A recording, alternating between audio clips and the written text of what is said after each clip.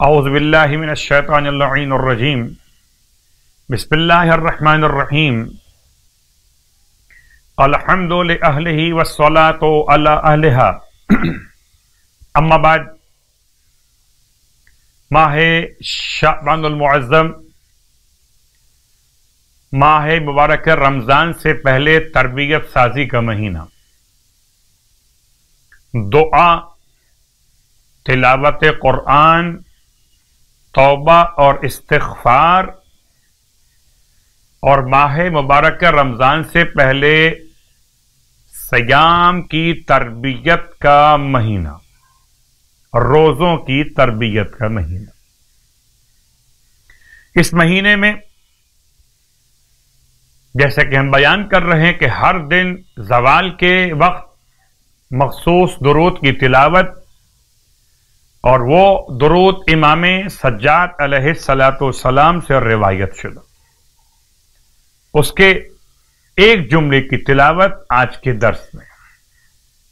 فرماتے مولا کہ اللہم فَأَعِنَّا عَلَى الْإِسْتِنَانِ بِسُنَّتِهِ فِيهِ، اے خدا پس امداد فرما،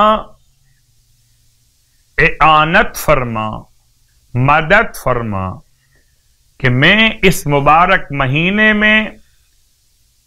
تیرے حبیب کی سنتوں پر عمل کر سکوں۔ ساری سنت جو پیغمبر کی بارگاہ مقدس سے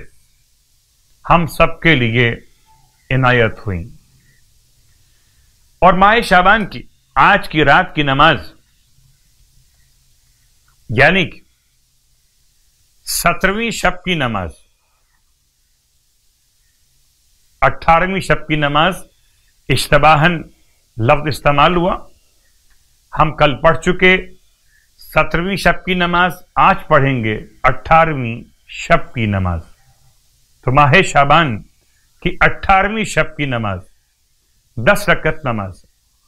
سرکار ختم یہ مرتبہ صلی اللہ علیہ وآلہ وسلم ارشاد فرماتے ہیں کہ اگر کوئی شخص ماہ شعبان میں 18ویں شب میں 10 رکعت نماز پڑھے کہ ہر رکعت میں الحمد کے بعد 5 مرتبہ سورہ اخلاص کی تلاوت کرے، خداوند عالم اس کی ہر حاجت کو جو اس شب میں خدا سے مانگنا چاہے خدا پوری فرمائے گا، اور اگر اس کی قسمت میں بدبختی بھی ہو تو خداوند عالم اسے بخش دے گا اور خوش بخت افراد میں شامل کر لے گا، اور اگر اسی سال اس کا انتقال ہو جائے تو خداوند عالم اسے شہیدوں کے ثواب کے ساتھ مخصوص فرمائے گا۔ ماہ شعبان کے 18 روزے مکمل کرنے پر ثواب، ارشاد فرماتے ہیں اللہ کے حبیب صلی اللہ علیہ وآلہ وسلم